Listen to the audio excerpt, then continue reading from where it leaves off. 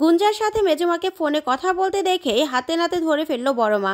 হ্যাঁ বন্ধুরা, এমনটাই দেখা যাবে, তাই সম্পূর্ণ জানতে ভিডিওটিতে লাইক দিয়ে চ্যানেলটি সাবস্ক্রাইব করে দেখতে থাকুন। গল্পের শুরুতে দেখা যাবে অয়নের বাবাকে বলতে থাকে, বাবা ধানসিঁড়ি কিন্তু সহজ মেয়ে নয়। তখনই অয়নের বাবা বলতে থাকে, ও সেটা তুমিও জানো? তাহলে তুমি যখন জানো যে ধানসিঁড়ি সহজ মেয়ে নয়, তাহলে ওর পিছনে লাগতে গিয়েছিলে কেন? তখনই অয়নের বাবা বলতে থাকে, থামো না, যা করার তো করেই ফেলেছে, তুমি আর ছেলেটাকে বকো না। তখনই অয়নের বাবা অয়নের মায়ের উপর রেগে যায় আর বলতে থাকে, চুপ করো তো, তুমি সবসময় ওর পক্ষ নাও। আর আমার ক্ষমতা যতটুকু না আমার জন্য প্রয়োগ করতে হয়, তার থেকে বেশি তোমার ছেলের জন্য প্রয়োগ করতে হয়। নিজে তো নেশা করেই, আবার অন্যকেও নেশা করাচ্ছে, অপদার্থ ছেলে একটা। শোনো, এইবারে লাস্ট বার, এরপরে আর কোনোভাবে তোমাকে আমি সাহায্য করব না, বুঝতে পেরেছো? তখন অয়ন বলতে থাকে, হ্যাঁ বাবা, সরি, আমি আর কখনো কিছু করব না, তুমি শুধুমাত্র এবার একটু দেখে নাও। তখনই অয়নের বাবা বলতে থাকে, হ্যাঁ দেখে তো নিতেই হবে, তেমন কিছু করতে হবে না মনে হচ্ছে, কারণ ওই ধানসিঁড়ি ও তো আবার বাংলাদেশের মেয়ে, ও এখানে আর কি করবে? ও না আছে ওর পিছনে কোনো মাথা, আর না আছে কোনো ক্ষমতা। কিন্তু ওর জায়গায় যদি অন্য কেউ হতো, সে যদি আরও বড় মাথাওয়ালা হতো, তখন তুমি কি করতে অয়ন? তাই এখনও বলছি শুধরে যাও, আমার পরে তো সব কিছু তোমাকে দেখতে হবে, তাই এখনও বলছি সাবধান হয়ে যাও, এইবারই লাস্ট বার, ঠিক আছে? তখনই অয়নের বাবার কাছে ফোন করে থানার বড়বাবু। তখনই থানার বড়বাবুর ফোন দেখেই অয়নের বাবা চমকে যায়, বলতে থাকে, এই সময় আবার বড়বাবু কেন ফোন করলো? তারপরে উনি রিসিভ করলে ওই দিক থেকে বড়বাবু বলতে থাকে, স্যার একটা কথা জানানো ছিল। আসলে ধানসিঁড়ি আপনার নামে থানায় ডায়েরি করেছে, শুধুমাত্র আপনার নামে নয়, আপনার ছেলের নামেও ডায়েরি করেছে। যা শুনে অয়নের বাবা পুরো চমকে যায় আর বলতে থাকে, কি থানায় ডায়েরি করেছে মানে? আর ডায়েরিটা তুমি লিখে নিলে তুমি জানার পরেও? তখনই থানার বড়বাবু বলতে থাকে, না স্যার, আসলে আমি না আগে বুঝতে পারিনি যে আপনার কথা বলছে। ও যখন আসলো, এসে সবটা বলল না, আর অয়নের ছবি ভিডিও দেখিয়েছিল, তখনও না আপনার ছেলেকে তো আমি দেখিনি, ওকে আমি চিনতে পারিনি। কিন্তু যখন ওর বাবার কথা বলল যে আপনি ওকে হুমকি দিয়েছেন, থ্রেট করেছেন, তখনই আপনার নাম শুনে আমি বুঝতে পারলাম। কিন্তু কি করব বলুন তো, আগে যদি জানতাম তাহলে তো ডায়েরিটা আমি নিতাম না, বলুন। তখনই অয়নের বাবা বলতে থাকে, ঠিক আছে, সবটা আমি দেখে নিচ্ছি, আর তোমার কি করতে হবে তুমি বুঝে গেছো তো? তখনই বড়বাবু বলতে থাকে, হ্যাঁ স্যার, আমি বুঝে গেছি। তারপরে দেখা যাবে অয়নের মা অয়নের বাবাকে বলতে থাকে, কি হয়েছে? তখনই অয়নের বাবা বলতে থাকে, ওই ধানসিঁড়ি আমার নামে আর অয়নের নামে থানায় ডায়েরি করেছে। তখন এই কথা শুনে অয়ন আর অয়নের মা ভয় পেয়ে যায়। তখনই অয়নের বাবা বলতে থাকে, দেখছি আমি, ওই মেয়েটাকে তো আমি এখান থেকে কলকাতা ছাড়া করবই, এখানে কি করে থাকে সেটা আমি দেখে নেব। এই বলে গুঞ্জাকে ফোন করে অয়নের বাবা। তখন গুঞ্জা ফোনটা রিসিভ করলে অয়নের বাবা বলতে থাকে, গুঞ্জা, ওই মেয়ে ধানসিঁড়ি ও তো থানায় আমাদের নামে ডায়েরি করেছে। তখনই গুঞ্জা মনে মনে বলতে থাকে, ইস, এই ভয়টাই পাচ্ছিলাম। তখনই অয়নের বাবা বলতে থাকে, আচ্ছা তুমি ওর স্বামীর ফোন নাম্বারটা দাও তো, দেখছি আমি কি করা যায়। তখনই গুঞ্জা বলতে থাকে, আঙ্কেল আপনাকে না আমি বলছি, আসলে অত কিছু করতে হবে না।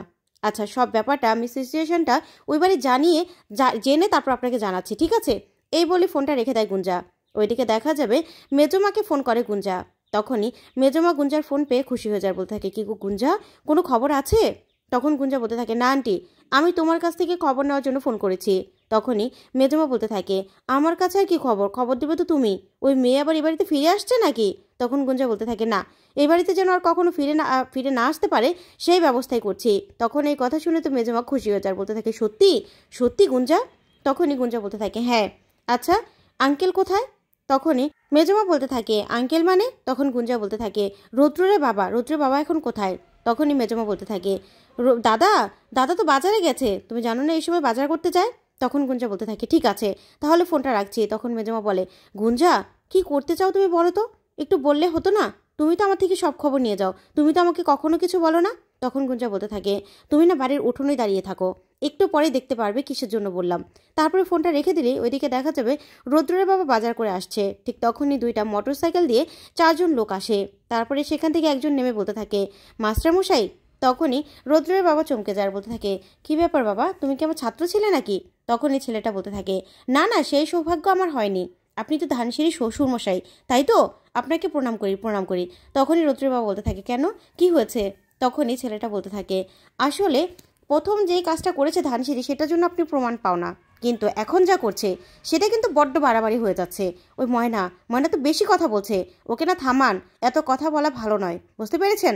তখন এই কথাতেই রৌদ্রের বাবা বলতে থাকে, কেন, ময়না আবার কি করেছে?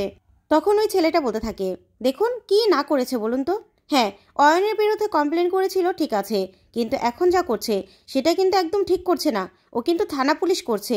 তখন এই কথাতে রুদ্রের বাবা চমকে যায় আর বলতে থাকে, কি বলছো তুমি? থানা পুলিশ করছে মানে? তখনই ছেলেটা বলতে থাকে, হ্যাঁ থানা পুলিশ করছে তো। ওই যে অয়নকে রাস্টিকেট করে দেবে বলে অয়নের বাবা ময়নার কাছে গিয়ে একটু হাত জোর করেছিল যাতে ওর ব্যাপারে কমপ্লেনটা তুলে নেয়, কিন্তু সেই জন্যই দেখুন ধানসিঁড়ি সোজা থানায় চলে গেল, ওদের ছেলে আর বাবার নামে কমপ্লেন করলো, থানায় ডায়েরি করলো। এটা কি ঠিক? এটা কিন্তু ঠিক নয়। তাই আপনাদের বাড়ির বউ, আপনাদেরও তো কর্তব্য আছে। তাই মাস্টারমশাই থামান থামান, আপনার বৌমাকে থামান, এখনও সাবধান করে দিন, না হলে কিন্তু ব্যাপারটা বেশি ভালো হবে না, খুব খারাপ হয়ে যাবে। আমার বসের মান সম্মান কিন্তু আমাদের কাছে সব কিছু, আমার বসের অসম্মান কিন্তু আমরা সহ্য করব না। তাই যে সময় যে কোনো কিছু হয়ে যেতে পারে আঙ্কেল, সেটা কিন্তু আপনাদের উপরেই হবে। তখন এই কথাগুলো শুনে রৌদ্রের বাবা চমকে যায়। তারপরে ছেলেগুলো চলে গেলেই তখন রৌদ্রের বাবা বাড়িতে আসতে থাকে হুমকি ধুমকি করে। ওইদিকে মেজমা দাঁড়িয়ে দাঁড়িয়ে ভাবতে থাকে আর বলতে থাকে, কি হচ্ছে, আমাকে কেনই বা দাঁড়িয়ে থাকতে বললো, কিছুই তো বুঝতে পারছি না। তারপরে দেখা যাবে ময়না মন খারাপ করে বসে আছে। তখনই ময়নার বাবা বলতে থাকে, ময়না কি হয়েছে, কলেজে যাবি না মা? তখন ময়না বলতে থাকে, বাবা আমার না কেন জানি ভালো লাগতেছে না। তখনই ময়নার বাবা বলতে থাকে, কেন রে মা, কি হয়েছে আবার? যা করার তো করলাম আমরা, আর কি করবি তুই? তখন ময়না বলতে থাকে, না বাবা আমরা তো যা করার করছি, কিন্তু পুলিশ কি তাকে কাজ করতেছে না তো, আমার তো সেটা লইই চিন্তা। তখনই ময়নার বাবা বলতে থাকে, দেখ ময়না, এর থেকে বেশি আমরা কি করতে পারবো, আমাদের হাতের কি আছে? তখন ময়না বলতে থাকে, বাবা এর বেশি কি আর কিছুই নাই আমার হাতে? তখনই ময়নার বাবা বলতে থাকে, দেখ ময়না, তোর এখন অনেক পড়াশোনা করতে হইব, তুই মা এইসব ঝামেলা যাস না। তখনই ময়না বলতে থাকে, বাবা তুমি আমাকে এই কথা বলছো, তুমি না বলেছিলে সবসময় যে অন্যায়ের সঙ্গে আপোষ করতে নেই, তাহলে আমাকে না কলেজ ম্যানেজমেন্টের সঙ্গে কথা বলতে হবে যে অয়নের বাবা আমাকে থ্রেট করেছে। তখন ময়নার বাবা বলতে থাকে, এসবের দরকার নেই মা, দরকার নাই। তখনই ময়না বলতে থাকে, দরকার আছে বাবা, আমি জানি ওই অয়নের বাবা চাই ক্ষমতা, অয়নের কোনো শাস্তি হইব না, আমি জানি, কিন্তু আমি তো সাইরা দিব না। অন্যদিকে দেখা যাবে রৌদ্রের বাবা রৌদ্র বলে চিৎকার করতে করতে আসে। তখনই সবাই সেখানে চলে আসে আর এসে বলতে থাকে, কি হয়েছে কি হয়েছে? তখন রৌদ্র এসে বলতে থাকে, কি হয়েছে বাবা? তখন রৌদ্রের বাবা বলতে থাকে, আবার কি হবে না বল, ওই মেয়ের জন্য, ময়নার জন্য এখন বাড়ি বয়ে মানুষ এসে আমাকে থ্রেট করে যাচ্ছে। তখনই বড়মা চমকে যায়, বলতে থাকে, কি বলছো তুমি? তখনই রৌদ্রের বাবা বলতে থাকে, হ্যাঁ রঞ্জা, হ্যাঁ ময়না নাকি এখন আবার থানা পুলিশ করছে, সেই জন্য আমাকে থ্রেট করে গেল। তখন রৌদ্র বলতে থাকে, কি বলছো বাবা তুমি, থানা পুলিশ কেন করছে? তখনই রৌদ্রবাবু বলতে থাকে, জানি না অত কিছু আমি, ওই যে অয়নের বাবা নাকি ময়নার কাছে এসে অনুরোধ করেছে, সেই জন্য নাকি ময়না থানা পুলিশ করেছে, এখন আমাকে থ্রেট করে গেল, ময়নাকে থামাতে বলছে। তখন এই কথাতে বড়মা বলতে থাকে, শুধুমাত্র ময়নার কাছে অনুরোধ করলে ময়না থানা পুলিশ করবে, তোমার কাছে এটা মনে হয়? আমার তো মনে হচ্ছে না। তখনই মেজবাবু বলতে থাকে, ঠিক, ময়না এরকম মেয়ে নয় যে শুধুমাত্র অনুরোধ করলে ময়না থানায় চলে যাবে, নিশ্চয়ই এরকম কিছু হয়েছে, ওনার হয়তোবা ক্ষমতার প্রয়োগ করতে চেয়েছে, যেই জন্যই ময়না থানা পুলিশ করতে বাধ্য হয়েছে। তখন রৌদ্র বলতে থাকে, যাই হোক না কেন মা, এসব তো বাড়াবাড়ি হচ্ছে। তখনই রৌদ্রের বাবা বলতে থাকে, রৌদ্র তুই কিন্তু ময়নাকে থামা তুই। তখন রৌদ্র বলে, না আমি ফোন করব না, মা তুমি ফোন করো না।